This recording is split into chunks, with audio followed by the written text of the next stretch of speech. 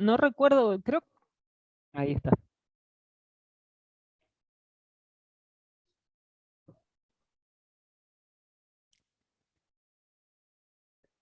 Bueno, buenos días a todos. Entonces, vamos a presentar esta sesión oral 12 del eje 12, del eje 7, perdón, no me lo acuerdo completo y no está el nombre acá, pero tiene que ver con comercialización y economía solidaria. Em, Vamos a empezar, yo voy a ser la moderadora de esta sesión y presento un trabajo, así que vamos a empezar presentando el trabajo que yo presento, así después me libero y puedo... y bueno, y recordemos de hacer las preguntas que nos van surgiendo en el chat, pero bueno, si dan los tiempos podemos también hacer intervenciones orales si nos parecen. Em, Tenemos 10 minutos cada uno, saben todos que tenemos 10 minutos cada uno y bueno, empezamos a compartir. Bien, comparto pantalla. Yo empiezo, discúlpame. Ah, bien. ¿eh? Empiezo yo y después te toca, Antonella. A ver, intento hacer el modo de presentación.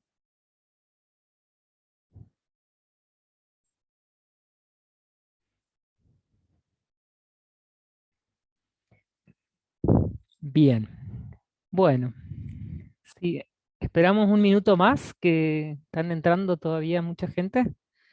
Estamos muy puntuales en esta sesión. Bueno, yo voy a empezar a compartir esta experiencia que es la Feria Agroecológica de las Tres Colonias de Bellavista Corrientes, que bueno, le llamamos dinámica grupal, abastecimiento local e identidad agroecológica. El trabajo, bueno, lo presentamos en conjunto con un grupo de técnicos y uno además es productor, con el que impulsamos el sistema de garantía participativa en Bellavista. Ubicarlos brevemente. Es un grupo de 12 familias de las colonias 3 de Abril, Progreso y Desmochado de Bellavista, que impulsan, bueno, que en general tienen agroecosistemas de pequeña escala, aunque muy variables. Hay familias con 2 hectáreas y, bueno, y hay una familia con 50. En general, con producción diversificada, horticultura, frutales, sementera, ganadería vacuna y ovina, cerdos. La experiencia en sí mismo se inició en el año 1998, en realidad a raíz de un curso de agroecología en frutales que organizó Incupo, que es la institución donde yo trabajo. Se empezaron a hacer capacitaciones en agroecología y hubo varias, ¿no? Esta de agroecología en frutales, después hubo cursos para jóvenes que llamábamos Ver para Creer, también, bueno, un poquito más adelante los cursos de agroecología y soberanía alimentaria, pero bueno, en el año 2006 se conforma el grupo, o sea, eran 2 organizaciones, en realidad una gran organización con comisiones en las colonias, en las distintas colonias, y de ese grupo hubo un grupo que algunos productores, de entre estos 10, 12, al principio eran un poquito más, que dijeron, hicieron el clic, vamos a hacer producción agroecológica. Con ese grupo que eran de las distintas colonias, se formó el grupo. Y en el año 2009 se creó la feria. Esto es un poco particular porque en Corrientes había ferias desde el año 2000, pero estos productores no tenían la práctica de vender en ferias. Y es a partir de que hacemos el proceso de certificación participativa de CPG que iniciamos el proceso, que deciden hacer la feria. En realidad el proceso de certificación lo iniciamos en el año 2007, en 2006 en realidad hubo una primera convocatoria, ahí se forma el grupo y se convoca al consejo, Pero bueno, nos llevó mucho tiempo lograr la certificación que, como ven ahí, fue en el año 2011, ¿no? Al principio había diferentes formas y siguen existiendo ferias, la feria agroecológica, la venta puerta a puerta, eh, hay también la venta a una red de comercio justo en Rosario, en Buenos Aires, y bueno, y otras, digamos, se están vendiendo bolsones ahora, por ejemplo, a los centros de jubilados de PAMI, hay distintas experiencias hubo que se fueron realizando periódicamente. Lo que nosotros quisimos analizar en este trabajo, pues ya en otros congresos hemos presentado, es esta cuestión de que consideramos que la feria, por la lógica de comercialización que tiene, fue una herramienta muy importante para profundizar la identidad agroecológica del grupo, de las familias y de sus ecosistemas. Por un lado, desde el punto de vista organizativo, la feria es el elemento aglutinador del grupo. Digamos, normalmente hay una vez por mes hacemos reuniones, lo que se llaman las visitas cruzadas en el SPG, pero en la feria se ven todas las semanas. Antes era los miércoles, ahora están 2 veces por semana, los miércoles y los sábados. Em, digamos, hay un montón de normas explícitas e implícitas y roles. Cuando digo roles y funciones, es desde quién va a participar de una representación, de una capacitación, de un espacio que hay, el grupo de la Feria integra el MAELA, por ejemplo, la Asociación de Ferias de Corrientes, como esto, a ver, yo voy a sembrar tal para tener producción en esta fecha, vos hacelo en esta otra, o sea, hay un montón de cuestiones que se organizan en torno a la feria. Tenemos un pedido qué sé yo, de semillas, o tenemos un pedido de producción de Buenos Aires, de Iriarte Verde, que es uno de los lugares donde venden más regularmente. ¿Cómo hacemos para abastecerlo? En tal época nos va a faltar tal cosa, nos organizamos, hacemos la planificación productiva para resolverlo. Por otro lado, bueno, una particularidad de Bellavista es que había diversificación productiva antes de ser agroecológicos, pero antes de, digamos, en los 90 o antes de los 90, digamos, era más importante los cultivos de renta, a veces algodón, a veces bueno, los mismos citrus tienen una lógica de cultivo de renta, ya que ahí em, hay fábricas que hacen distintas transformaciones, jugos o esencias. em, pero lo que cambió a partir de la feria y de la lógica agroecológica, del paso a la producción agroecológica, es aumentar la escala de productos que tradicionalmente eran realizados solo para autoconsumo. O sea, muchos productos que antes solo se hacían para consumo familiar comienzan a hacerse en una escala mayor. Por otra parte, este proceso profundizó la identidad agroecológica del grupo. Cuando decimos la calidad, tiene que ver claramente con este proceso que llamamos de certificación. ¿eh? Y sobre todo, bueno, lo vamos a ver en el punto que sigue, pero en este intercambio con consumidores aparece como muy interesante cómo fue mejorando la calidad de los productos, em, digamos, y valorando esta cuestión de los frescos, los sanos, naturales y sabrosos. La gente aprendió mucho a presentar los productos, pequeños detalles que, bueno, ahí acaba de entrar Freddy, que en realidad es productor de este grupo, así que por ahí después si hay preguntas les consultan, pero realmente yo que lo vivo más desde el lado de los consumidores, cosas muy simples como que la verdura está limpia, qué sé yo, a veces porque no es que la gente tenga súper infraestructura para hacerlo, pero en general está muy bien presentada. En general, como decía, los consumidores aprecian la diversidad, la frescura, que sean productos, bueno, hay mucha, sobre todo cuando surgió el SPG, se hizo muchísima publicidad y a partir de ahí las radios y los canales de cable local hacen bastante difusión de esta feria. Entonces, muchos productores van a esta feria a comprar porque son productos más sanos, ¿no? Por la identidad agroecológica.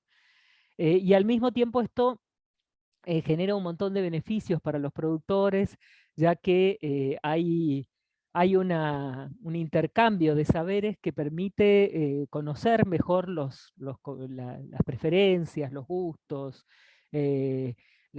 bueno, lo que demandan de alguna manera los productores. Entonces genera un intercambio que es mutuo, porque también los productores les dicen, mira, en este momento no hay tal producción, no hay tomate, no hay fruta, no hay esto, porque no es época, y tenerla implicaría tener que utilizar ciertos productos para conservarlos o productos químicos para producirlos. Entonces, por un lado, eso desde los productores y desde los consumidores, che, ¿y por qué no hacen, qué sé yo, no me traes para la semana que viene una plantita medicinal? Hay una mujer viverista que tiene un montón de todas las plantitas ornamentales, medicinales que se les ocurra.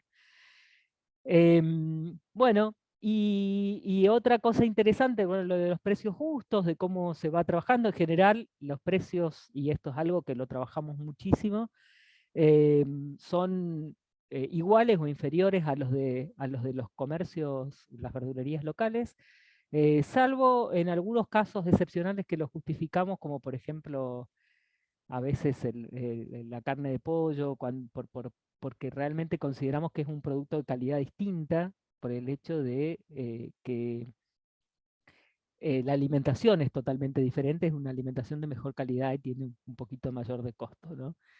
Pero en general no mucho.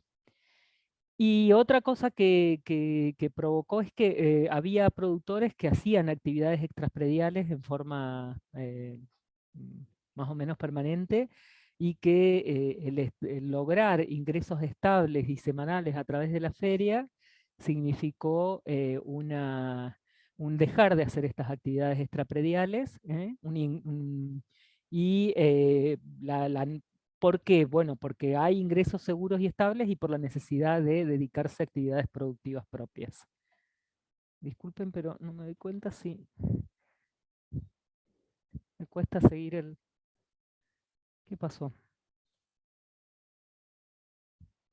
Bueno, conclusión, consideramos que la Feria Agroecológica funcionó como un elemento central del proceso de agroecologización del grupo Las Tres Colonias, porque favoreció la diversificación, mejoró los ingresos, aumentó la autonomía, fortaleció la identidad grupal, generó oportunidades de intercambio, capacitación y participación, y aumentó la autoestima y el desarrollo de las personas y las familias que la integran.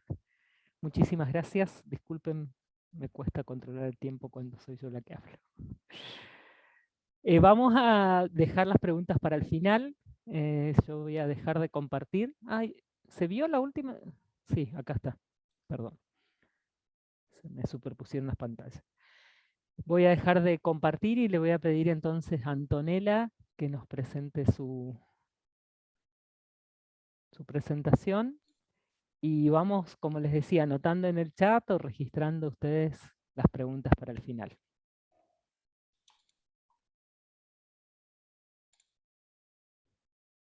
¿Ahí se ve? Sí, si podés poner el modo de presentación. Ahí sí. Perfecto. Ahí está. Me voy a controlar el tiempo, así no me paso. Bueno, en el trabajo que voy a presentar es mercados locales y soberanía alimentaria, el caso de la carne vacuna de Niruya Salta. Soy yo la autora. Este trabajo es parte de los resultados de mi tesis doctoral, la cual es a través de una beca cofinanciada con el INTA y el CONICET. Por lo tanto, tengo en lugar de trabajo en la Agencia de Extensión Rural de Humahuaca, acá en Jujuy, que incluye dentro de su área de influencia al municipio de Iruya. Iruya es un departamento de la provincia de Salta, que está ubicada al noreste de la misma, y que políticamente está dividida por dos departamentos, Iruya e Isla de Cañas. Iruya concentra la mayor cantidad de población, y en esta se encuentran 23 comunidades, comunidades andinas de pueblos originarios de etnia Colla, y comprende dos unidades geográficas del departamento, la cordillera oriental, que son las que se denominan montañas andinas, y las sierras subandinas, que es la que corresponde a las yungas o selva nublada. Los pobladores, los iruyanos, a esta cordillera oriental le denominan cerro, y a las sierras subandinas monte. En este lugar las actividades principales tienen que ver con el turismo, que está circunscripto al pueblo de Iruya y alrededores, y las actividades agrícolas ganaderas, que son llevadas a cabo por estas familias campesinas andinas. Dentro de sus sistemas productivos se encuentra la producción bovina, que en estas familias, digamos, no solo representa un bien de cambio, sino que es parte integral de su cosmovisión, participando en rituales y eventos festivos. La hacienda bovina ingresa a un sistema de comercialización formal que tiene que ver con el paso por las carnicerías, el mataderos, y en donde se combina con la carne de procedencia externa al territorio, y el sistema informal de comercialización que tiene que ver con la venta por pieza a la familia de los parajes dentro de las comunidades. El sistema de producción está en sincronía con los principios agroecológicos, ya que por un lado su cosmovisión hace que haya un respeto por el entorno, por la Pachamama, y además el sistema de comercialización prácticamente sin intermediario entre los consumidores y los productores y productoras. Cuando estos tipos de mercado y estos principios agroecológicos se combinan, se avanza hacia la soberanía alimentaria. Es por eso que el objetivo de este trabajo es describir el mercado del producto en el territorio, la carne, básicamente, y analizar su aporte a la soberanía alimentaria. Se trabajó con una metodología de tipo exploratoria, cualitativa, de tipo exploratoria y descriptiva, y se recolectó la información a través de técnicas etnográficas. Se emplearon entrevistas semiestructuradas, entrevistas en profundidad a actores claves, en este caso a la totalidad de los carniceros, del intermediario y de los técnicos locales, y el criterio de selección de los entrevistados fue no probabilístico intencional hasta la saturación de información. Además también se empleó la observación participante como técnica, participando en festividades, en actividades del matadero, de intercambios y ferias locales. Bueno, acá pueden ver Iruya desde el Mirador del Cóndor, y acá a lo lejos se ve la feria de Iruya. Bueno, ¿cuáles fueron los resultados? En este territorio se combinan dos tipos de sistemas de mercadeo que tienen que ver con la carne. Uno es el que llevan adelante estas familias campesinas, que tiene que ver con una producción tradicional, que da como producto la carne que localmente la denominan criolla. Estas comunidades, digamos, llevan adelante la producción para abastecer localmente de carne al territorio, pero además se aseguran el autoabastecimiento. Para estas dos situaciones despliegan estrategias socioproductivas que tienen que ver con el manejo productivo del ganado, que trasladan las vacas, digamos, del cerro al monte entre estas dos unidades geográficas, poniendo en práctica la transhumancia. Y esta práctica tiene que ver con la circulación de la carne para la venta también. Además, como les comentaba, la vaca forma parte de rituales y festividades locales, para lo que se utiliza, se faena un animal para compartir con quienes participan de estas festividades, para, por ejemplo, la marcada y la yerra, o las festividades del carnaval. En cuanto a la venta, la venta y el consumo de este producto, las familias faenan un animal para tenerlo como reserva en las épocas de escasez, como charqui, o en aquellos que cuentan con un freezer de manera congelada la carne. Y en cuanto a la venta, participan además en otros actores, como ser los carniceros del pueblo de Iruya y el intermediario.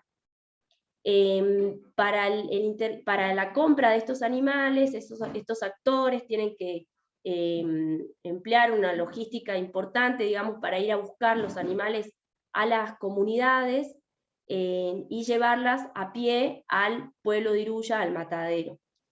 Estos viajes requieren de la contratación de peones, son viajes largos, pueden llegar hasta durar 12 horas de viaje, y el terreno son caminos de huella, derechos de río, entonces despliegan una logística importante. Estas relaciones que tienen estos actores para la compra y venta de los animales, no solo está mediado por relaciones mercantiles de compra y venta a través del dinero, sino que además se ponen en juego principios de reciprocidad mediados por relaciones de confianza entre ellos. Además, bueno, en el pueblo, los carniceros son los que se encargan de ingresar la carne externa al territorio, que tiene que ver con carne que es producida de forma convencional, tiene características empresariales, y localmente la denominan mestiza. La entrada de esta carne tuvo que ver con el aumento del turismo, que fue aumentando la demanda de este producto. Y los carniceros son los encargados de ingresarla desde la localidad de Humahuaca, que queda a unos 53 kilómetros, que proviene desde San Salvador de Jujuy la carne. Los carniceros la ponen digamos, son los que la ponen al mostrador, y donde se combinan, digamos, estos productos, ¿no? En estas procedencias, la mestiza y la criolla. En cuanto a, digamos, los consumidores dentro del pueblo de Iruya, podemos ver dos tipos de consumidores, ¿no? Los pobladores locales, que hacen un consumo diferenciado de la carne criolla con la carne mestiza, teniendo preferencia a la carne criolla, ya que puede valer hasta la mitad de lo que vale la carne mestiza, y que además ellos aseguran que le confieren sabores diferentes la carne criolla a la familia, son más ricas, más sabrosas, son más rendidoras, y por los que la destinan a la preparación de las comidas tradicionales, o las comidas que ellos consumen habitualmente. En cuanto a los comedores y restaurantes del pueblo, que están más abocados a la venta de comidas a los turistas, prefieren la carne mestiza porque ellos consideran que los turistas prefieren esa carne. Además, también la mestiza está destinada a las carnes asadas. Entonces podemos ver que en estos sistemas de mercadeo de carne vacuna en Iruya, nos muestra cómo la agricultura familiar campesina desarrolla mercados locales capaces de abastecer en parte a la población local de este territorio. Dada la identidad andina y las estrategias socioproductivas involucradas en este sistema, estas comunidades mantienen una relación consciente con el entorno, desarrollando un sistema de mercadeo en sincronía con las prácticas productivas y las condiciones ecológicas locales. Esto que yo les decía de la transhumancia, que tiene que ver con la circulación del ganado para la venta. Luego los actores también intervinientes integran una compleja red de producción, obtención y comercialización que contribuye a la disponibilidad de productos a sus pobladores, donde existen relaciones mercantiles y no mercantiles. Y más allá de que el sistema de mercado descripto es una experiencia localizada, a la que me refiero a la carne criolla, no es la única, sino que coexiste con los circuitos de comercialización de la carne mestiza que ingresa externa del territorio. Dichas formas de producción respetan el entorno y permiten el desarrollo de mercados locales, disminuyendo la dependencia externa, que contribuye así a alcanzar mayores grados de soberanía alimentaria. Eso es todo. Muchas gracias. A ver, voy a dejar de presentar. Está silenciada, Paya. Perdonen. Bueno, gracias Antonella. Le vamos a pedir a Martín, vamos a dejar, como les dije, las preguntas para el final y le vamos a pedir a Martín Sotiru que nos prepare, que nos presente su trabajo. Bueno, creo que no sé si me escuchan bien. Te escuchamos bien, Martín. Perfecto. ¿Se ve la pantalla? Están en proceso. Ya, todavía no, pero ya, ahí. ¿Querés ponerlo en modo presentación? Sí. A ver. Ahí te aviso cuando está. Ahí está. Falta un poquito acá. Ahí está, ahora sí. Perfecto. Adelante, Martín. Bueno, el trabajo que presenté se llama Circuitos Alternativos de Comercialización del Cinturón Hortícola Platense, alternativa ante la inflación de alimentos frescos. Bueno, yo soy Martín, quiero agradecer por presentar el trabajo y por el tiempo. Y bueno, soy becario doctoral en el Centro de Investigaciones Geográficas en la Facultad de Humanidades de acá de La Plata. Bien, como para hacer una introducción, capaz me faltó el mapa. eh, La Plata es la capital de la provincia de Buenos Aires y se encuentra a 60 kilómetros de la capital federal, como para que se ubiquen. Cuenta con un cinturón hortícola, que es el que le provee hortalizas frescas. Y este cinturón hortícola se caracteriza por un modelo de desarrollo territorial donde se combina una producción convencional con circuitos largos de comercialización, o sea, donde hay dos o más intermediaciones. 2/3 de las unidades productivas son llevadas adelante por agricultores familiares que acceden a la tierra mediante arrendamientos, por lo que enfrentan elevados alquileres, condiciones muy precarias de vida. Y bueno, todo lo que tenga que ver con el sistema de producción convencional implica un uso intensivo de agrotóxicos. En La Plata es un cinturón hortícola muy importante y a la vez es muy representativo de la producción bajo invernáculo, que ocupa un gran porcentaje de la superficie. Esto le da mucha competitividad, pero hace que a la vez los productores sean cada vez más dependientes de, de agroquímicos. Y la cuestión con los circuitos largos de comercialización hace también que sean muy dependientes de la modalidad. En más del 90% es una venta bajo consignación, o sea que hay un camionero, un fletero que pasa, se lleva la verdura, la lleva a los mercados mayoristas, y a la semana vuelve y ahí le paga a los productores que no tienen ni capacidad para fijar los precios, y por la cuestión de las hortalizas que se vencen, no tienen otra alternativa que entregarla en general. Como sabemos, durante la pandemia más que nada, la inflación en los alimentos frescos fue mucho mayor que la inflación promedio. Esto y la suba de los precios de alimentos impacta fuertemente en los índices de pobreza, y esto es lo que me lleva a mí a poner en consideración, a analizar modelos de desarrollo territorial alternativos, como el que viene impulsando ciertas organizaciones de la agricultura familiar campesina e indígena, donde combinan producción agroecológica con circuitos cortos. En particular, voy a tomar la experiencia de la venta de bolsones agroecológicos del MTE de la rama rural, que es una de las organizaciones más importantes del cinturón. La metodología que tomé fue, por un lado, comparar índices.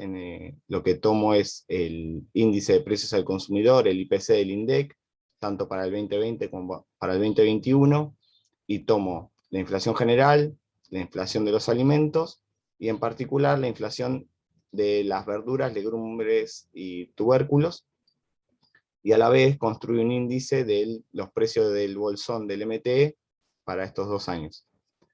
Por otra parte, también lo que voy a hacer es comparar, comparé los bolsones del MT con sus variedades en 2 momentos del año, que es abril y junio, y construí a partir de un relevamiento de los precios de esas mismas variedades en supermercados, construí como un bolsón hipotético para comparar las diferencias, digamos, cuánto me saldría comprar el mismo bolsón si voy al supermercado. Y por último, utilizando el índice de precios de origen y consumo del frutihortícola del CAME, que es la Confederación de Pequeñas y Medianas Empresas, para saber cuánto es la diferencia entre lo que cuánto es la diferencia que pagan los consumidores con respecto a lo que recibió el productor. Eso para saber del tema de los supermercados. Bien, los resultados a la izquierda de la pantalla se puede ver la comparación de los índices.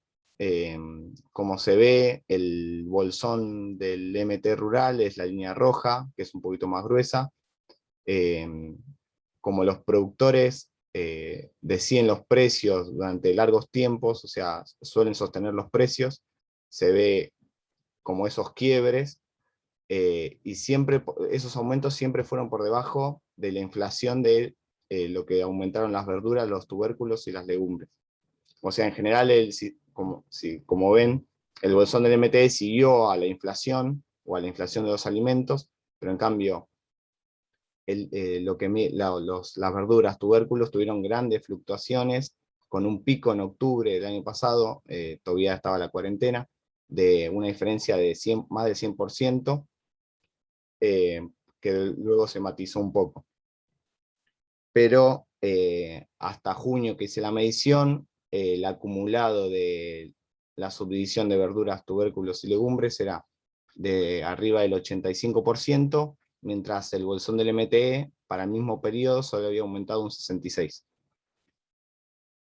Cuando vemos los bolsones, tanto el bolsón de abril como el de junio del MTE salía a 500 pesos, y si cuando recreás ese mismo bolsón con los precios del supermercado y las mismas cantidades, el mismo bolsón en abril hubiera salido 1.200 pesos, o sea, una diferencia de más del 140%, y el mismo bolsón en junio salía 670 pesos, nos hubiera salido, una diferencia del 35% aproximadamente, lo que es difícil saber por qué hay tanta diferencia, pero porque los bolsones también tenían variedades distintas. Así que esa cuestión no estaría saldada. En cuánto recibieron los productores en un caso y en el otro, del bolsón del MT rama rural, los productores reciben el 70% del precio. O sea, recibieron 350 pesos, y el 30% restante se lo queda la cooperativa Pueblo Pueblo, que es la comercializadora, para los gastos de administración, de los fletes, de la entrega. Y en el caso del bolsón de los supermercados, tomando este índice del CAME, los consumidores pagaron entre 5 y 6 veces más que lo que recibieron los productores. Entonces, esto es más hipotético, pero por el mismo bolsón a 1.200 pesos, en abril los productores solo hubieran recibido 240 pesos, y por el mismo bolsón en junio hubieran recibido 120. O sea, es mucho menor a lo que reciben con el circuito corto. Bien, y como algunas conclusiones, entendemos que, bueno, para el caso de La Plata en particular, que la venta de bolsones agroecológicos configuraría una alternativa plausible para amortiguar el alza en los precios de los alimentos, con beneficios para ambas partes, porque tanto los productores reciben una mayor retribución por su trabajo, y los consumidores pagan menos por alimentos sanos. Después vemos que la combinación entre la venta a través de circuitos cortos, la política de precio justo, que es decidida por los productores, pero cuando vemos en los números también termina siendo justo para los consumidores, y la propia producción agroecológica, que tiene mayores márgenes, digamos, como es mayores márgenes brutos, al menos en el caso de La Plata.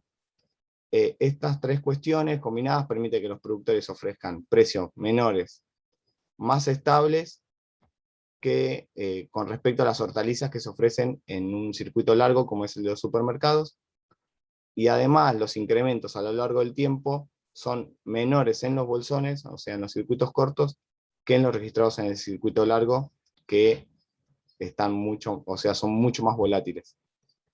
Y por último, lo que sostengo es que el financiamiento de este tipo de estrategias de comercialización, siempre acompañados por una demanda, abriría una oportunidad para que más productores realicen una transición agroecológica con múltiples beneficios, tanto económicos como productivos, sociales, ambientales, que trascienden a la quinta.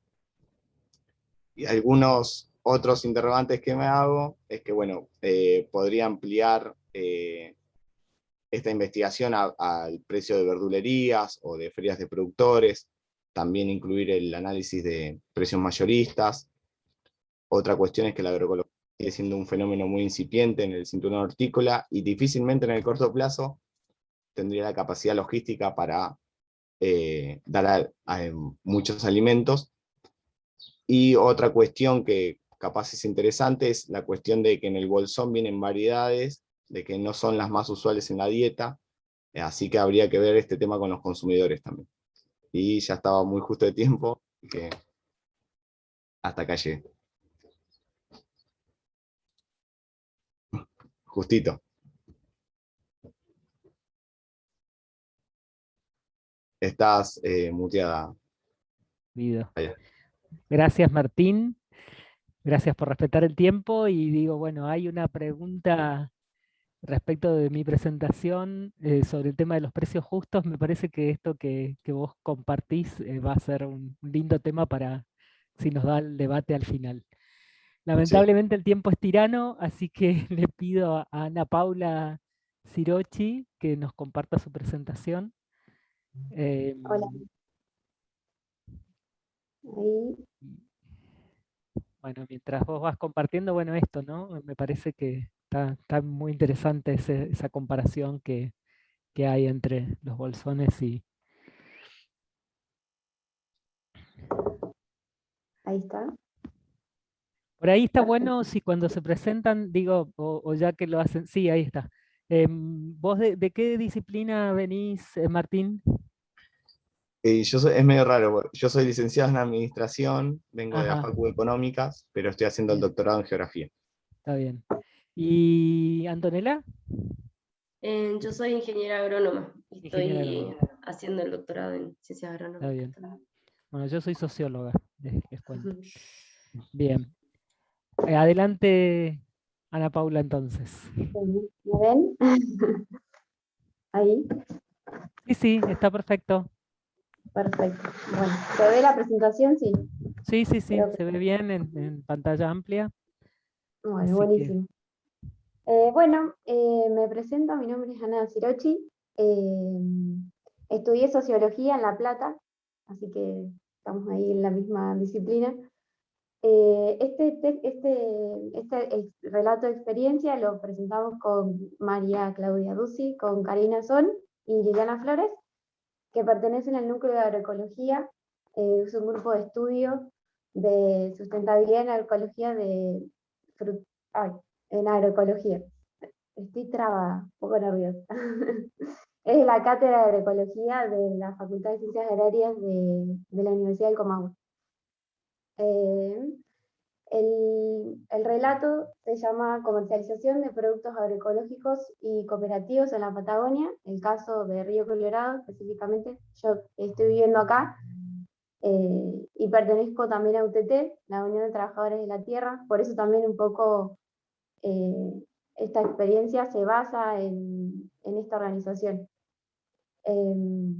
Para pensar un poco el tema de la comercialización, nos pareció pertinente citar el texto de, ahí paso la pantalla a ver si se puede, ahí está, de Van der Ploeg, que introduce, digamos, el concepto de los imperios alimentarios, siendo estos los que controlan los flujos de alimentos.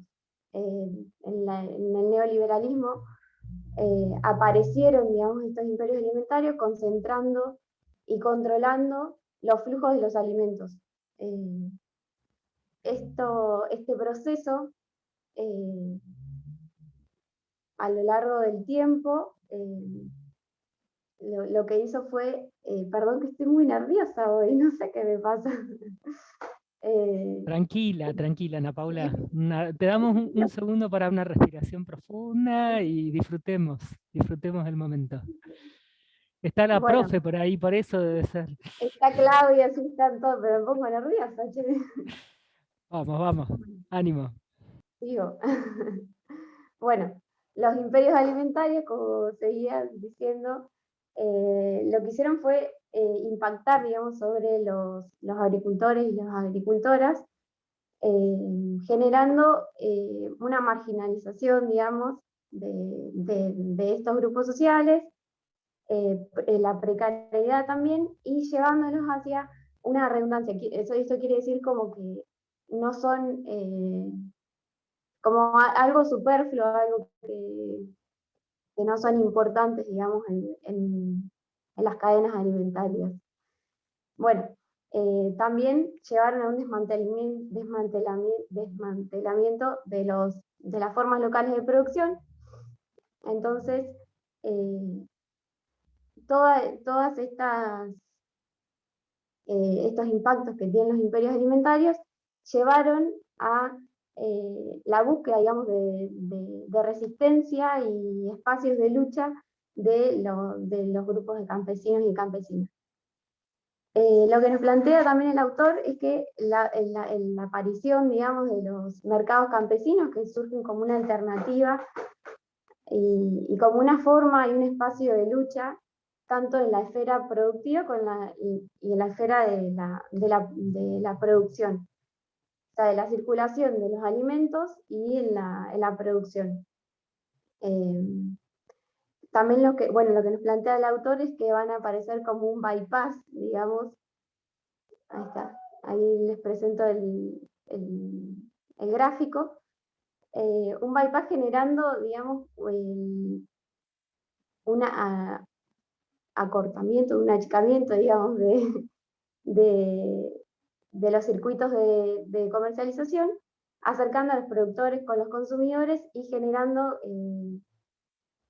digamos, construyendo, digamos, y defendiendo lo que el sistema global, digamos, le estaba haciendo tan en contra, ¿sí? Esto sería generando nuevos espacios de empleo, de ingreso mínimo y una forma de ganarse la vida también para los productores y las productoras, generando, digamos, mejores condiciones de vida, ¿no? Para ellos. Bueno, sigo, no sé cuánto me queda. Ahí está. Bueno, por todo esto nos pareció importante... Estás en la mitad del tiempo, te quedan 5 minutos todavía, tranqui. Muy bien. Por todo esto nos parece importante presentar la experiencia que se da en Río Colorado, que aparece, digamos, como un mercado alternativo, un mercado de campesinos y de campesinas, de agricultores y agricultoras, que van, digamos, en contra, digamos, de estos imperios alimentarios y que ofrecen una alternativa y un espacio de lucha concreta, digamos, y de resistencia ante estos avances, digamos. Que tienen también como un eje principal, digamos, que tiene que ver con el acceso a la naturaleza, o sea, a la tierra, al agua, y el derecho al acceso a los alimentos, ¿sí? Y también a favor de la soberanía alimentaria, que también está muy, no me sale la palabra, bueno, está muy atropellada, digamos, por los imperios alimentarios. Principalmente, bueno, en Río Colorado arrancamos en el 2018 con un curso que se dio con INTA acerca de soberanía alimentaria y agroecología era.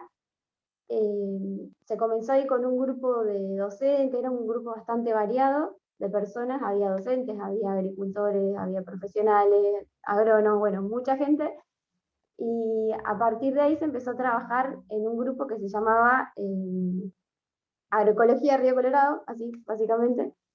Empezamos a trabajar ahí y en el 2019, a fines de 2019, se hizo una primera reunión con la UTT Nacional, que la idea principal era comercializar la fruta que hay acá en Río Colorado, la fruta agroecológica, de manera directa, ya que, bueno, como se sabe, el sector frutícola de Río Negro y, bueno, de todo el valle está fuertemente golpeado, una crisis bastante grande hace varios años, donde no se le paga al productor lo que se le tiene que pagar. Bueno, entonces como aparece como una alternativa de venta directamente del productor a, digamos, este caso sería la UTT Nacional, se le vendería la fruta. Bueno, todo empezó así, como una reunión para eso, y terminamos conformando una base de UTT, de la Unión de los Trabajadores de la Tierra, acá en Río Colorado.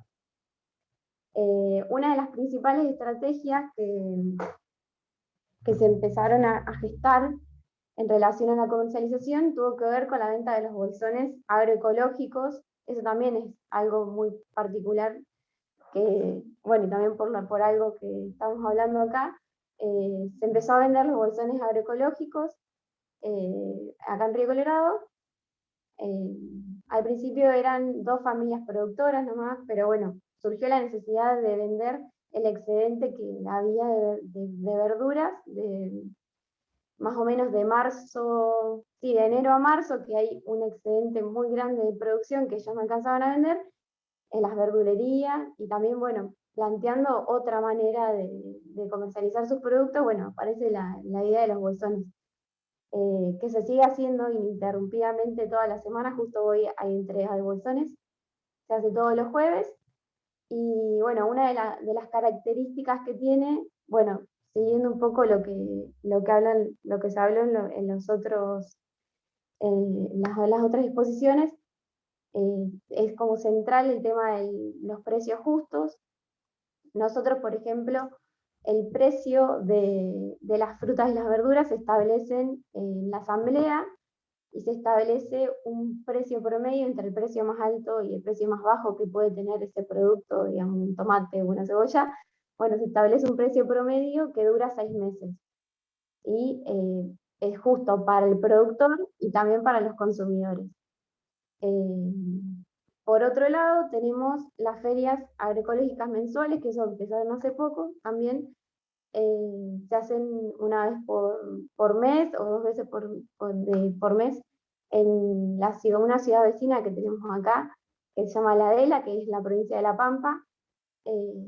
Bueno, ahí también estamos trabajando, y se da lo que también hablaban en las otras exposiciones, como un acercamiento del productor al consumidor, y los consumidores y las consumidoras también eligiendo esa forma de consumir los alimentos, y aprendiendo también un montón acerca de la producción agroecológica. Te Y queda un por qué es minuto, Paula, importante. ahora. Ah, bueno, otro punto importante es la articulación que se hizo con la UTT Nacional y con la UTT de la Regional Patagonia, que también favoreció mucho a la comercialización de, por ejemplo, de los zapallos o la cebolla, que tiene un volumen muy alto y quedaba, si no hay, tiraba en las chacras o se le pagaba muy poco al productor. Así que eso también es importante, toda la articulación que se hizo. Bueno, y cierro los resultados y los análisis. El tema de la comercialización nos parece fundamental para la producción agroecológica a nivel local, porque todos los fondos que se generan a partir de la comercialización son para la formación de los agricultores y las agricultoras. Eso nos parece central, y también para la compra de sembradoras, de insumos para la producción, de plantines, es importantísimo. Entonces, bueno, no sé si queda algo más, si me queda tiempo. Bueno, Pero hasta ahí. ahí Muchísimas lo tenemos. gracias, Ana Paula. Le pedimos a Matías García que prepare su presentación. A Ana Paula le pedimos que deje de compartir. Y bueno, me parece que sigue dando vueltas el tema de los precios, ¿eh? Va a ser un tema para charlar al cierre, aunque ya hay intercambios acá por chat, por lo que veo. Bueno, Matías, bienvenido. Bueno, muchas ¿Querés gracias, Mercedes. presentarte, decir de dónde sos y de qué profesión sos? Así vamos viendo cómo nos mezclamos, generamos la interdisciplina real o no. Perfecto, sí. Mi nombre es Matías, yo soy también de La Plata, soy agrónomo, pero me dedico a la sociología rural desde hace un tiempo ya. Y bueno, me toca presentar este trabajo, que como ven hace referencia a prácticas y producción agroecológica en la horticultura de La Plata, principales características y relevancia. A modo de introducción, ¿cuál es el problema que da inicio a este trabajo? A ver, Martín algo ya habló de la horticultura de La Plata. La horticultura de La Plata tiene millones de problemas, ¿no? De acceso a la tierra, modelos productivos, condiciones de trabajo, de vida, contaminación, degradación y demás. Pero hay un tema, un problema que es transversal a todos estos problemas, valga la redundancia, que es el tema de la información. ¿Eh? Obviamente necesitamos información no solamente para identificar, describir, sino también para caracterizar cada uno de los problemas. ¿Eh? Y una de las cosas que seguramente vamos a estar de acuerdo es que hay un problema en cuanto a la cantidad, calidad, frecuencia y oportunidad de un tipo de información, principalmente que es la información cuantitativa. ¿Eh? Hay carencias, hay poca frecuencia, es poco oportuna la información cuantitativa en general que hay del sector agropecuario. Mucho más para la situación del área hortícola, un sector invisible, un sector poco conocido de lo que es el sector agropecuario. Y particularmente, mucho más escaso es la información cuantitativa de aquellas características o aspectos que tienen que ver con modelos de producción contrahegemónicos o por lo menos alternativos. En base a ese planteo, en base a ese problema, en el año 2018 se llevó a cabo en La Plata un relevamiento, una encuesta bastante importante de 200 casos, 200 productores fueron encuestados, productores que podríamos caracterizar como pequeños. El estrato encuestado son productores pequeños, hortícolas, que es un pequeño productor. En La Plata es un productor con menos de 1 hectárea bajo cubierta, y ese estrato de productores representa un poquito más de la mitad del total, que se estima un total de 3.800 productores hortícolas en La Plata. Una encuesta muy grande, muy extensa, muy amplia, y lo que estaríamos presentando acá son justamente una serie de datos preliminares que estamos trabajando, que tienen que ver con aspectos de la producción agroecológica en esta zona.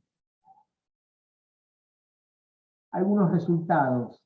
El primer dato que podemos plantear es que identificamos un 4% de establecimientos hortícolas que se denominan agroecológicos.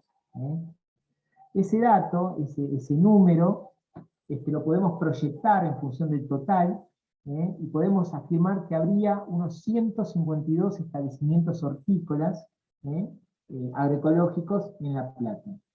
Y además podemos decir que ese número es más un techo que un piso. ¿Por qué decimos eso? Porque al ser encuestado el estrato de los pequeños productores y uno asociar la producción agroecológica al pequeño productor, creemos que estos 152 establecimientos es más un límite superior que un límite inferior. También podríamos decir, o podríamos comentar que este dato cuadriplica la cantidad de establecimientos agropecuarios que el Censo Nacional Agropecuario hace poquito determinó, y que había comentado, que había descrito que menos del 1% de los establecimientos agropecuarios en Argentina eran agroecológicos. Y particularmente concentra la horticultura de La Plata la mitad de los establecimientos agroecológicos de toda la provincia de Buenos Aires, siendo además la provincia de Buenos Aires la provincia con más establecimientos agroecológicos del país. Otros datos a comentar. Nosotros identificamos en ese relevamiento aleatorio 8 casos específicos de productores agroecológicos.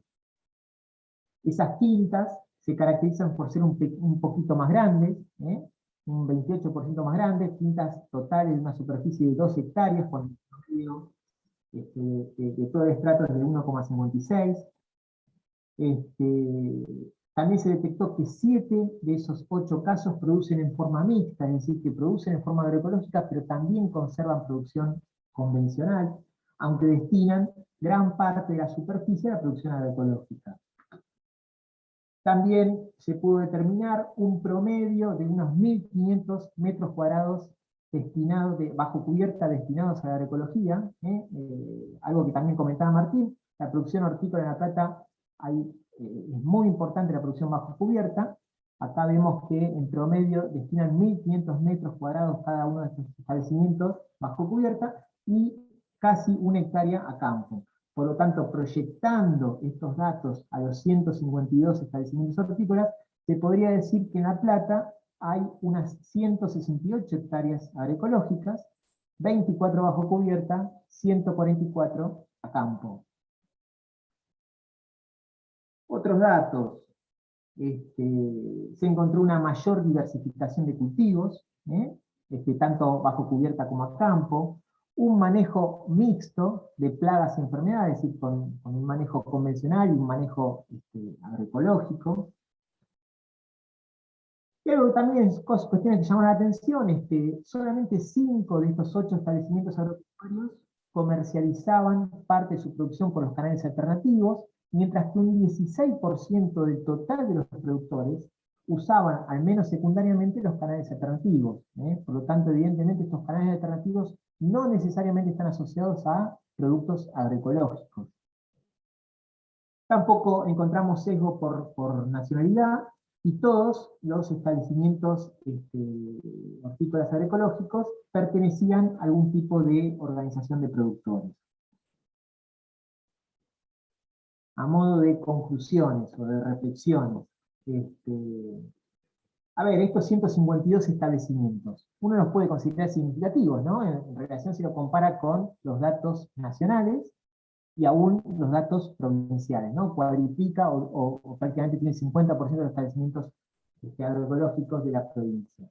Pero también pueden ser considerados poco significativos, si consideramos el apoyo que vienen teniendo este tipo de producciones, tanto del sector público como por parte de las organizaciones de productores. Evidentemente hay toda una serie de limitaciones o limitantes que hace que cueste estos procesos de transición.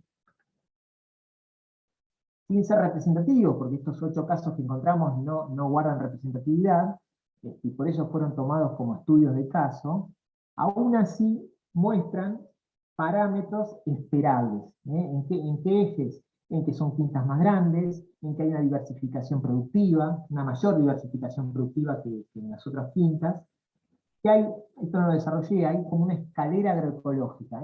Esto es parafraseando o metaforizando un concepto de Roberto Venencia, que le hablaba de escalera boliviana.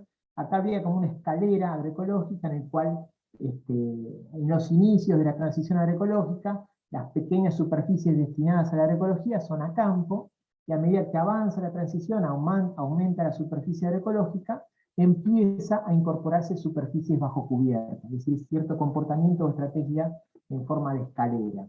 Y también una total pertenencia a organizaciones, también esperables en cuanto a que la organización viabiliza estos procesos de transición, ya sea por apoyo técnico, político, financiero, comercial, muy importante para que estos procesos puedan ocurrir. Cuestiones tal vez no tan esperables, esta cuestión del manejo mixto de plagas y enfermedades, y estas cuestiones que destacábamos en cuanto a que los canales alternativos no necesariamente son un canal asociado 100% a la agroecología. Entonces, reafirmando lo que aseveraba al principio, la importancia de la información cuantitativa, con estas características de calidad, cantidad, continuidad y credibilidad, es fundamental para entender, para aportar y para articular con la cantidad de trabajos cualitativos que logran explicar, pero a veces cuestan generalizar o cuesta ver el todo del problema. ¿Sí? Y con esto cierro. Muchas gracias. Otra vez me olvido de activar mi micrófono. Muchas gracias, Matías. Gracias por tu respeto a los tiempos. Te dejo una preguntita ahí, no me acuerdo qué era CAC, pero contéstamela por chat. Vamos a escucharlo ahora a Marcelo Tenaglia. Pedimos que comparta, por favor, su presentación. Estamos. Ahí comparto pantalla.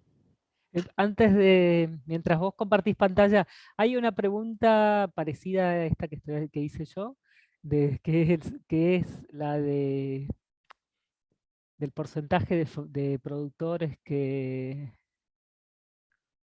Vos compartí... me parece que se quedó... ¿Cómo es? Ay, no me sale la palabra. Congelado. Congelado, Marcelo. Por las dudas, ¿quieren presentar Franco y lo dejamos a Marcelo al final por si él está teniendo problemas de internet? O empezar a... No, lo que decía es que hay una pregunta que es muy puntual. Mientras tanto, si quieren contestarla directamente por chat, Antonella, ¿qué porcentaje de ganado destinan para la venta de las familias? Igual, bueno, yo no... Parece muy puntual, pero en Pero este no, caso... no está establecido. Listo, dale. Sí, quizás Franco entonces compartís y lo dejamos a Marcelo para el final, ¿te parece? Dale, no, de mi parte no había problema, si está por ahí Lucas, que Lucas, sí está. Sí, vamos. dale.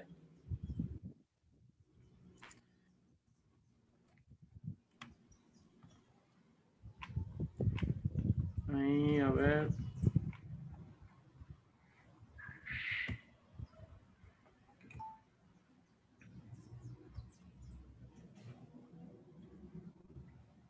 Estoy compartiendo, ¿no? ¿Estás compartiendo? Tendrías A ver que si lo poner puedo pantalla poner en completa. modo presentación. Con el simbolito que tiene las 4 flechitas al lado del porcentaje. Acá. Ese. Ahí está. Ajustar a la página No, completa. bueno. Ahí era. Ahí está. Ahí está. Sí. Bien, buenísimo. Bueno, mi nombre es Lucas Rodríguez de Lima, soy estudiante de agronomía y bueno, vamos a estar compartiendo la presentación de nuestro relato de experiencia con Franco Villalba, quien es ingeniero agrónomo.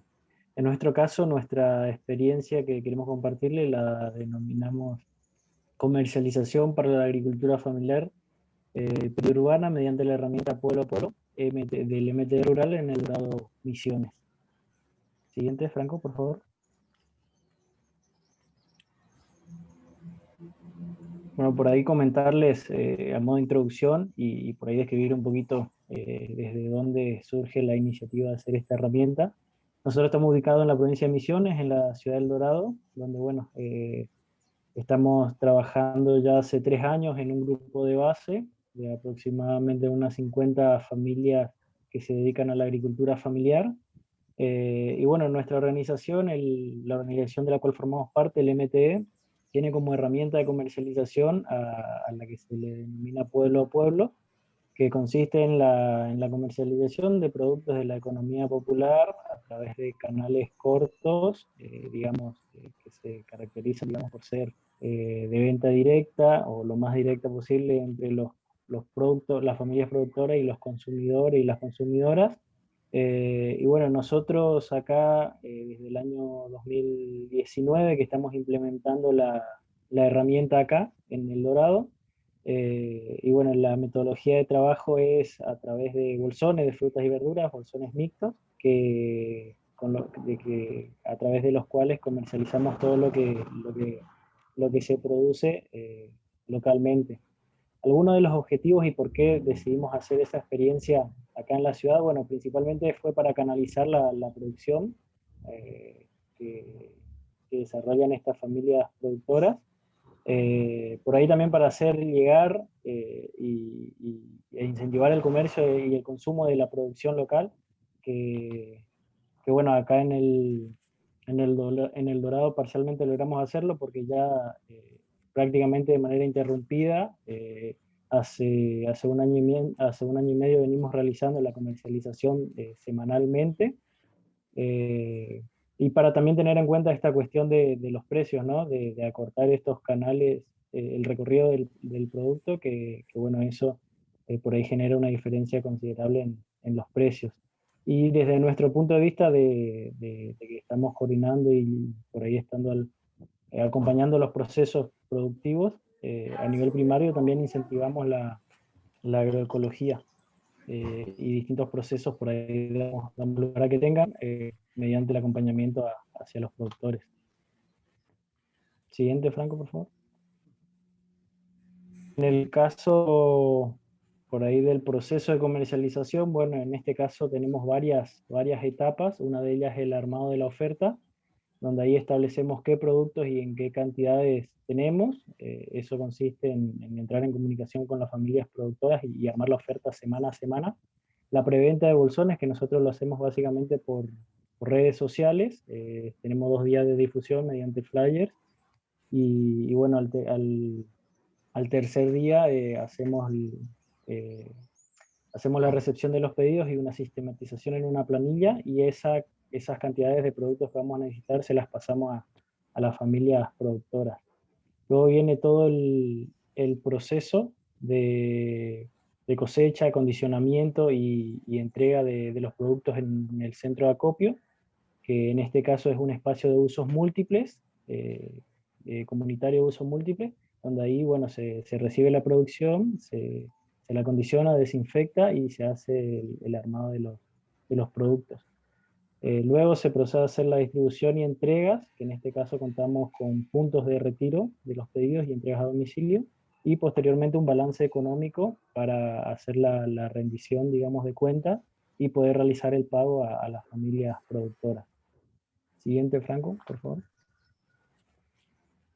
Y bueno, por ahí algunas cuestiones que siempre tenemos en cuenta y consideramos es un registro de las actividades que vamos realizando semana a semana. Este registro particularmente contempla datos desde abril del año pasado y octubre, actualmente octubre, donde hasta ahora tuvimos, bueno, 58 jornadas de entrega, haciendo entrega de aproximadamente 1.300 pedidos, alrededor de 345 consumidores y consumidoras, distribuyendo más o menos 7,5 toneladas de productos de la agricultura familiar. Y bueno, de todo el monto de dinero que ingresa a través de este proceso de comercialización, aproximadamente entre un 85 y 86% va a las familias productoras, y consideramos el margen restante dividirlo entre un 10% destinado a todos los gastos semanales que se tienen en cuenta, como movilidad, gasto de insumos, algunos servicios, y tenemos un fondo de reserva conformado por el 4% de los ingresos, que eso lo destinamos por ahí a mantenerlo para hacer algunas inversiones de algunos equipamientos pequeños y para realizar por ahí pagos adelantados o cubrir pérdidas en caso de que las haya. Así que bueno, por ahí, por mi parte, esa era mi presentación, así que lo dejo a Franco, que con él vamos a estar finalizando.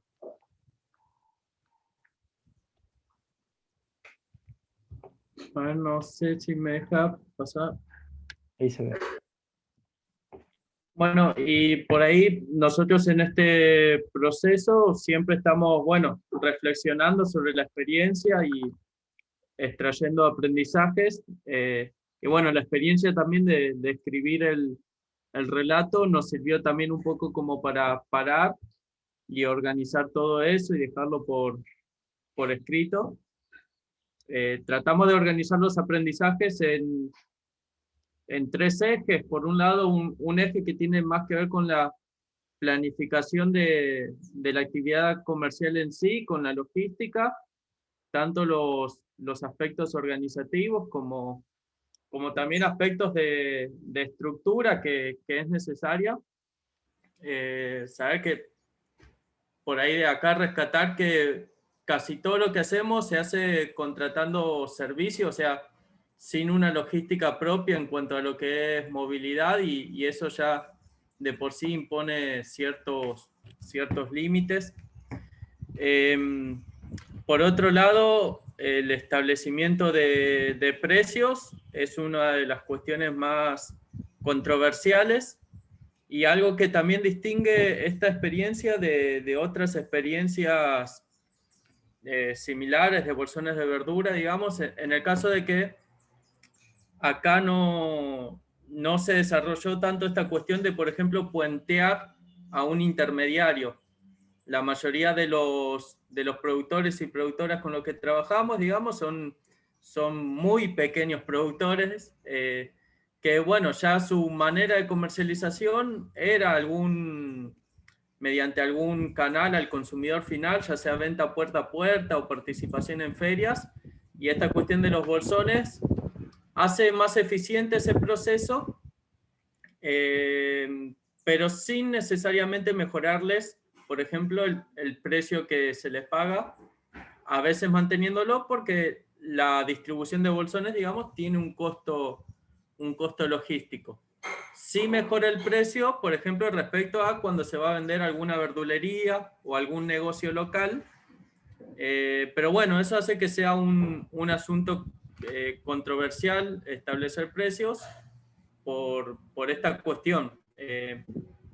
Le sirve tal vez al productor que consigue tener una escala que le permite, o sea, que supera un poco lo que él puede vender por él mismo, y que también ya no le sirve venderle a un negocio por la diferencia en el valor. Y por último, una serie de aprendizajes que vinculan la comercialización con la producción ya. Y ahí también hay todo un gran capítulo. Por un lado, digamos, esta cuestión de la organización de la producción asociada para la comercialización. Acá cada productor produce, ¿no?, en su propio espacio productivo. Vemos también ciertos límites que tienen que ver con el acceso a tecnología. Muchas veces se cita, acá hay un problema, digamos, de que hay a veces escasez de algunos productos en una época y exceso en otras, y muchas veces se cita que eso es un problema de organización o falta de organización del productor o la productora, cuando en realidad es que el productor sí se organiza, pero de acuerdo al clima, que afecta a todos por igual, digamos, y eso hace, digamos, que en determinadas épocas hay mucho de un producto y en otras no los hay, porque, bueno, la mayoría de estos productores no tienen capacidad, digamos, para controlar, digamos, aspectos como el riego, o sea, riego con regadera, producción a campo y esas cuestiones. Después, y otra cuestión es un capítulo, digamos, también relacionado con si la producción es agroecológica o no. Cuando nosotros ofrecemos los bolsones, no decimos que son agroecológicos. Sí hacemos esta reflexión que hacía Paya al principio, digamos, de que es un mecanismo de venta amigable con la biodiversidad, y que de alguna manera el bolsón sí es agroecologizante, si se quiere, en el sentido de que también hay muchos actores institucionales acá que sostienen que para que el productor pueda tener una escala comercial, tiene que apuntarle a un solo producto, especializarse en eso y conseguir volumen de un solo producto, y nosotros acá lo estamos consiguiendo a ese volumen básicamente con la capacidad logística y el asociativismo, sin sacrificar la biodiversidad de las chacras, inclusive considerando eso como fortaleza, porque muchos de nuestros, de los clientes, de la gente que compra, a veces no nos compra buscando la lechuga o la remolacha que podría conseguir en en la verdulería, sino buscando productos que son mucho más frecuentes en las chacras, como por Estamos en ejemplo tiempo, Franco, ¿eh? bien, disculpe, como por ejemplo la harina de maíz, poroto, manteca, o sea, muchos productos más de la chacra. Y disculpen si me excedí del tiempo, No, pero un esas eran minutito las nomás. Un principales minutito, yo me reflexiones. olvidé de avisarte. Bueno, muchísimas gracias. Sigo acá anotando temas para el debate. Le pedimos entonces a Marcelo, esperemos que ahora pueda compartir. Que no sé si no se corta. No, ¿Querés? disculpas, pero fue imprevisto. ¿Y sí? Desapareció ahí. ¿Se escucha bien? Sí, sí, se escucha perfecto. Bien, ahí ¿Estás en compartimos el campo, Marcelo? pantalla. Contanos dónde estás mientras Estoy en compartes. Ibarlucea, que es Ah, me el Gran dijiste que era... Rosario, sí. Sí, sí, Sí, ahora me acuerdo. hay mucho verde. Aquí está mi huerta y nuestra huerta, mejor dicho, de mi compañera y el gallinero, pero no se ven. Tenemos nuestras propias. Ahí está, ¿no? Sí. Se ve Sí, la sí, primera perfecto, placa. se ve perfecto. Bueno, entonces comenzamos. Les cuento que justamente en esta zona periurbana de Rosario quisimos el año pasado formar entre muchas familias un grupo de consumo para comprar en conjunto, y en ocasión del cierre de los mercados producido por la pandemia. Y ahí, bueno, surgió el motor por el cual comencé este trabajo de investigación y de, digamos, investigación con participación, porque al mismo tiempo soy parte del grupo de consumo, pero bueno, se dio la posibilidad de, a ver si esto cambia, se dio la posibilidad de hacer unos sondeos en México y en otros lugares de Argentina, y sucedió lo siguiente. Nosotros, digamos, esta situación de la pandemia nos ubicó en una realidad en donde la crisis civilizatoria se nos vino encima de alguna manera. De ninguna forma está desenganchada la ocurrencia de la pandemia con la crisis civilizatoria a la que venimos confluyendo como humanidad. Y creo que eso nos ha hecho poner, digamos, en cuestión la forma en que producimos, la forma en que consumimos. Y bueno, algunos lo resolverán muy rápidamente diciendo que ya pasó. Nosotros no creemos que haya pasado. Creo que eso nos pone en crisis tanto las políticas gubernamentales como la forma en que nos relacionamos socialmente. Y entre esa forma en que nos relacionamos está la forma que consumimos. Y nos pusimos esta cuestión, digamos, nos pusimos en esta cuestión del consumo porque creemos que el consumo es como una de las patas o de las bases que sostienen a todo el sistema. El sistema tiene una apariencia de estructura ciclópea y sólida, y sin embargo está formada por una argamasa, por un concreto que no es tan concreto, que es bastante abstracto, y que son personas que deciden, personas que consumen. Eso es la gran unidad del sistema. Si las personas consumieran diferente, creo que habría una resolución diferente de esta realidad que tenemos de crisis y de capitalismo horroroso en el que estamos. Entonces nos preguntamos si realmente con la pandemia y con esos grupos que vimos que se formaron el año pasado, quizá en un microclima en que vivimos, es algo que se puede considerar como una realidad generalizada, o es algo que nos pareció percibir solamente a nosotros en nuestro contexto. Entonces, creemos que son realmente semillas de cambio futuro. Ese es el eje central de este trabajo. Estos cambios en la actitud de la gente en cuanto a cómo juntarse para consumir, ¿son realmente profundos y existieron en la pandemia, o es una percepción solamente? Y pudimos hacer, gracias a un viaje a México entre cierre y cierre de fronteras en febrero de este año, repetir las mismas preguntas con una modalidad de entrevista semiestructurada a algunos grupos de consumo de México, particularmente de Valle de Bravo, que es una ciudad cercana a 100 kilómetros del DF. Con estos tres objetivos, digamos, ¿realmente el grupo de consumo influyó en la producción agroecológica de la región? ¿La apoyó, la aumentó, le incidió en algo? Segundo, podemos pensar que se consolidaron o que se formaron muchos grupos durante la pandemia. Y tercero, si el rol de la mujer en esos grupos fue más importante que el del varón, fue diferente o qué rol tuvo. En primer lugar, con respecto a la articulación con productores agroecológicos, nosotros decimos como una paradoja, cuando se consume, se crea.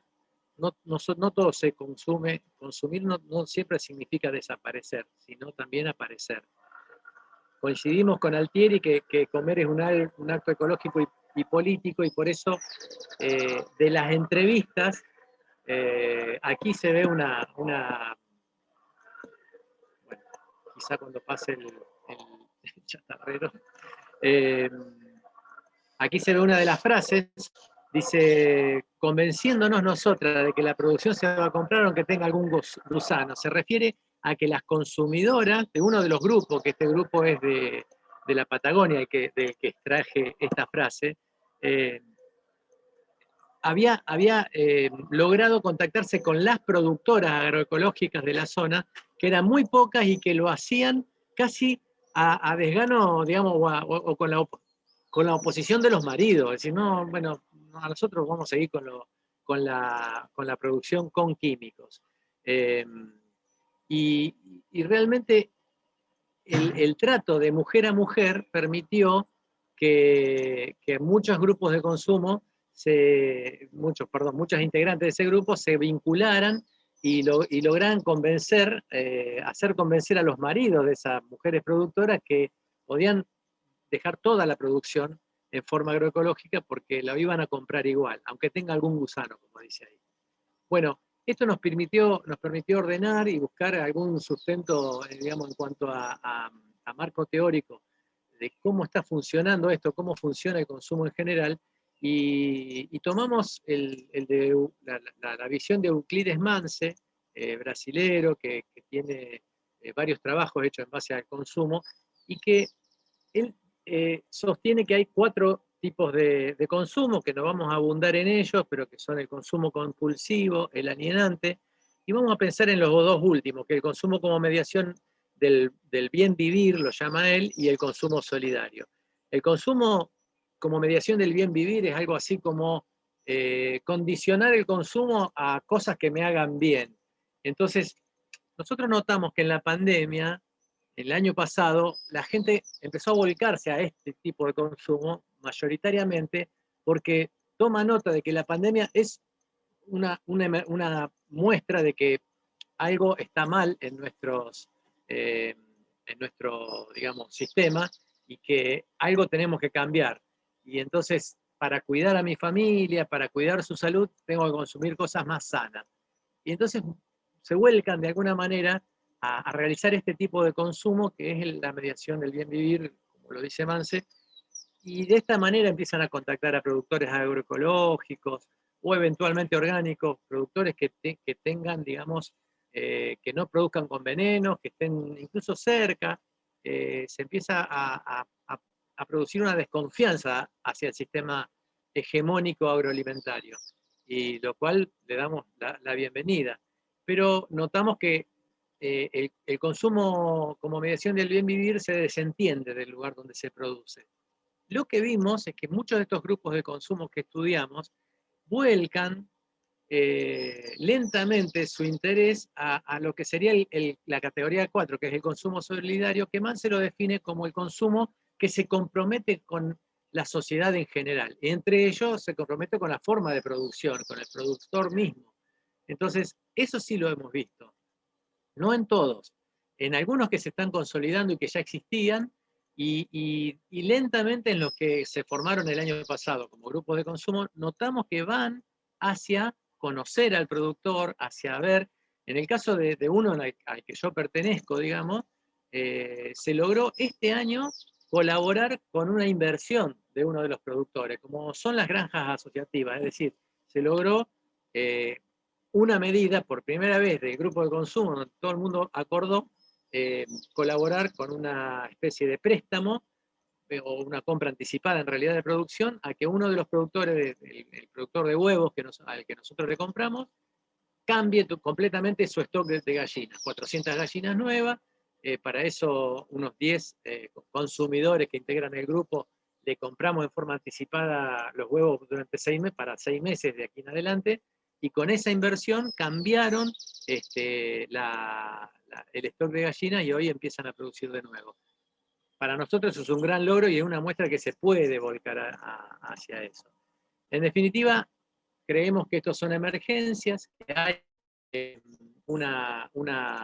digamos, una señal del futuro en estas novedades, en estas formas de consumir diferentes, que nos permiten pensar en un mundo posible un poco más humano, y lo entendemos como lo entiende de Sousa Santos, de que es en su sociología de las emergencias, ¿no? Como un futuro, como un todavía no, dice Sousa Santos, es decir, algo que no ocurre todavía, pero que está empezando a ocurrir, y que, digamos, su protagonista, como último tema, y porque no tengo más tiempo, son las mujeres. Eso surgió solamente al hacer preguntas, las que respondían eran mujeres, las que tenían conciencia del funcionamiento del grupo eran mujeres.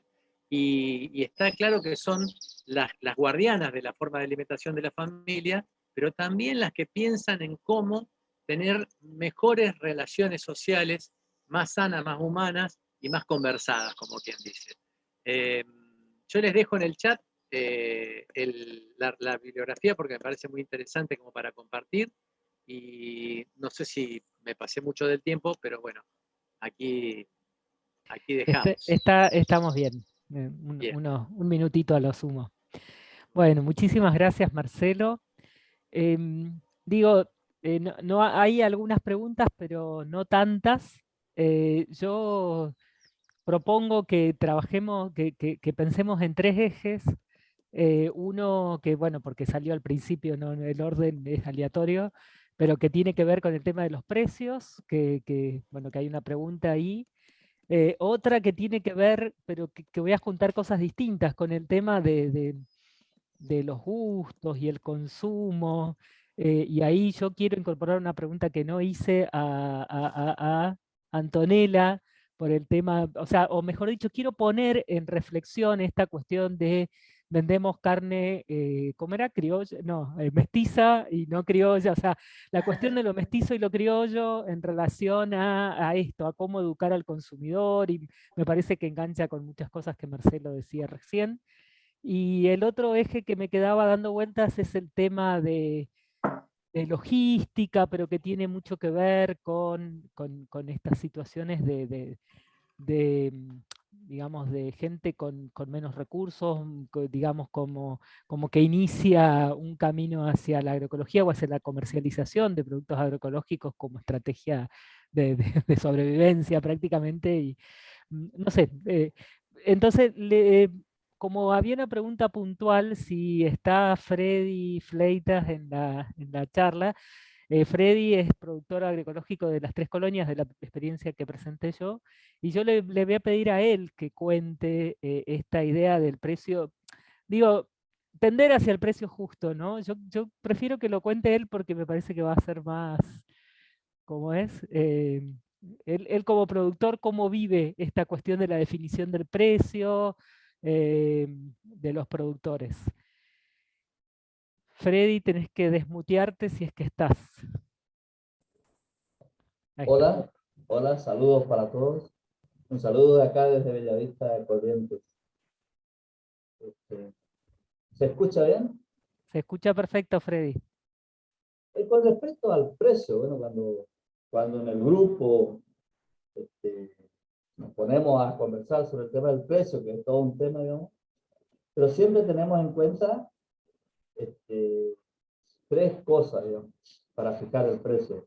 Uno es siempre apuntar a sistemas de mercadeo directo, o sea, que vincula al productor con el consumidor.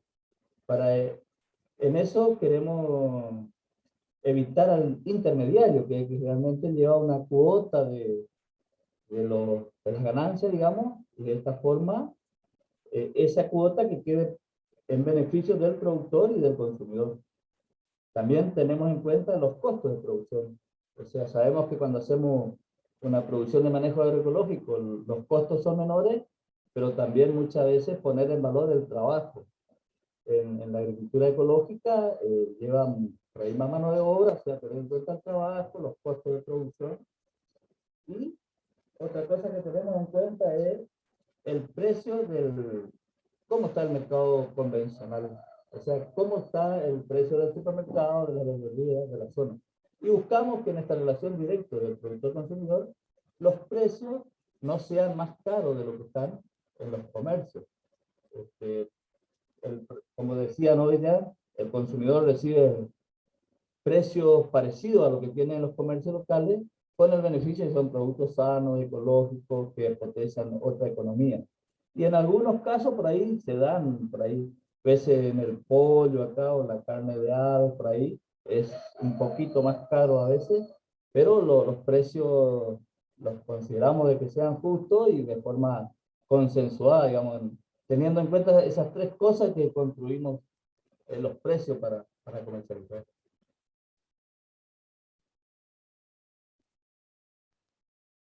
Si alguien quiere hacer alguna intervención, algún aporte, digo, no vamos a generar el redebate, pero algún aporte que en este tema podemos dedicarle un minuto más, y si no pasamos al otro eje. O no sé si está respondida la pregunta, Martín.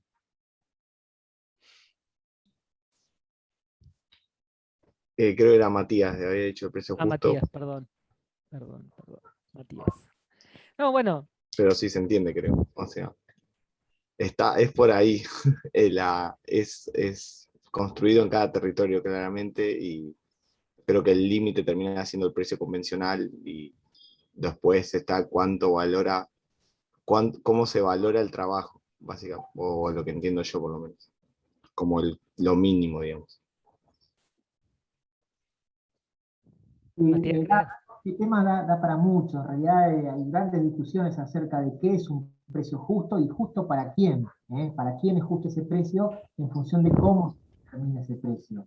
Y muchas veces ese precio no es justo para determinadas clases populares que tampoco acceden a esos precios. Entonces, es una discusión de cómo se construye y qué relación tiene con los precios de mercado y si aún así son accesibles para clases populares, ¿no? Más que nada buscando evitar que la comercialización de los productos agroecológicos con los precios justos no se convierta en un nuevo nicho de clase media progresista o consciente, que tenga acceso a determinados alimentos de calidad y deja fuera a las clases populares, ¿no? Es una discusión de cómo lograr escalar toda esta producción agroecológica que debería satisfacer las necesidades de todos, no solamente de los. Me encantó esto de lo de Mansell, del consumidor del buen vivir y el solidario, pero, insisto, estamos dejando, o estaría quedando afuera estratos de la población o clases populares que no tienen acceso por conocimiento, por cuestiones económicas,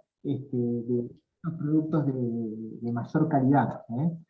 Pero nada, es una discusión larga para resolver acá. Sí. Igual muy bien la declaración. Yo me engancho porque, bueno, también estoy en ese grupo, ¿no? Pero porque además es un tema que me interesa mucho. Pero me parece que hay una cuestión clave acá, que el producto es algo construido desde los sujetos y no dado por el mercado. Entonces hay una primera discusión que me parece que no quiere decir que el mercado no tenga ninguna influencia, pero no es un dado, no es, digo, la situación en Bellavista antes de que existan las ferias era que vos mandabas al Mercado Central de Buenos Aires y en realidad sabías el precio después de que se vendía, ni siquiera cuando vos le entregabas al acopiador, sino que sabías el precio después de que el acopiador entregaba en el mercado, en función de estos vaivenes de la oferta y la demanda, ¿no? Entonces, me parece que la idea de esto, de que el precio es algo acordado o construido, digamos, desde el grupo, ya cambia la lógica de mercado totalmente. Eso en primer lugar. Y en segundo lugar, sí quiero remarcar que por lo menos en nuestro caso en Bellavista, la idea es que el producto no sea un producto de nicho, sino que sea un producto accesible para todos. Y por eso, incluso, bueno, esto tiene que ver con las normativas a veces locales y provinciales de ferias francas, pero en Corrientes, en general, la mayoría de las ordenanzas municipales plantean que los productos de feria, al no pagar impuestos locales, deben ser menores que los de la verdulería. Entonces digo, no estamos hablando de, digo, a veces cuando se habla de bolsones y eso me parece que también hay otro servicio asociado como la logística de llevártelo a tu domicilio y toda esta cuestión, pero en el caso de las ferias está muy claro, en todo caso está la cuestión de dónde uno vende y es cierto que las ferias a veces están en barrios de clase media o clase alta y no tanto en barrios de clases populares, pero el precio en sí mismo, la idea es que esté por debajo, o igual o por debajo de los precios del mercado, digamos. Bueno, es un tema, como dicen, imposible de resolver, pero la idea era tirar algunas puntas. No sé no sé, a mí me gustaría que Antonella profundice un poquito en algo más, diga sobre la diferenciación entre el tema de la calidad criolla y mestiza de la carne y del turismo, porque uno y otro, y que eso nos dé lugar a otras conversaciones sobre esto Bien. Sí, no sé si querés primero contesto un poquito lo que preguntaba Miriam sobre el porcentaje, Dale, que dale. en realidad parece así como, bueno, destinan tanto por ciento y en realidad es mucho más complejo.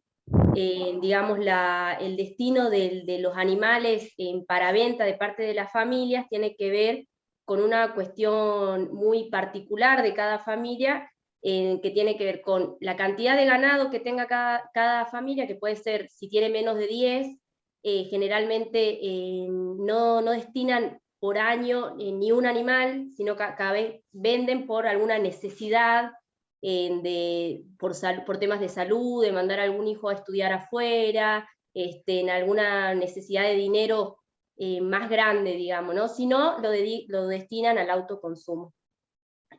Cuando las familias tienen más cantidad de ganado, ya venden en 2 o 3, dependiendo, digamos. No tienen más de 180 animales por familia, pero 180 es un número en el que todos los años venden una cantidad de carne, digamos. El conseguir carne criolla para los carniceros y para el intermediario es algo difícil, digamos. Tiene que haber ahí un trabajo de buscar las familias, y dependiendo la época del movimiento anual del ganado, también va a haber más disponibilidad o menos disponibilidad.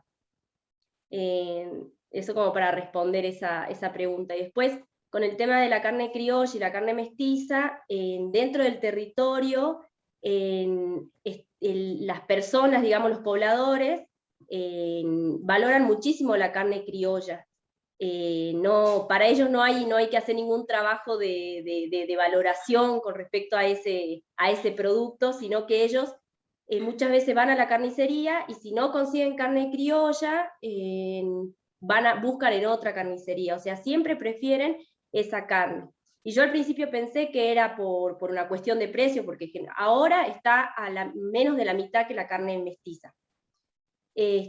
Pero no, o sea, lo primero que te dicen es que no, porque es más sabrosa, rinde más, la otra viene aguada, viene sin color, y en el mostrador es muy evidente la diferenciación de estas carnes, digamos, la carne criolla es oscura, tiene una grasa más oscura, es menos grasosa, y la carne criolla es pálida, tiene una grasa pálida.